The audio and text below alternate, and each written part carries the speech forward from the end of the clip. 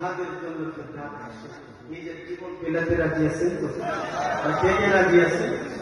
একটা মিনিট দাঁড়ানো যাবে, কথা বলে দাঁড়ানো যাবে। সকল তারে নারায় তাকবীর, নারায় তাকবীর, দিন ইসলাম, দিন ইসলাম, জিন্দাবাদ জিন্দাবাদ।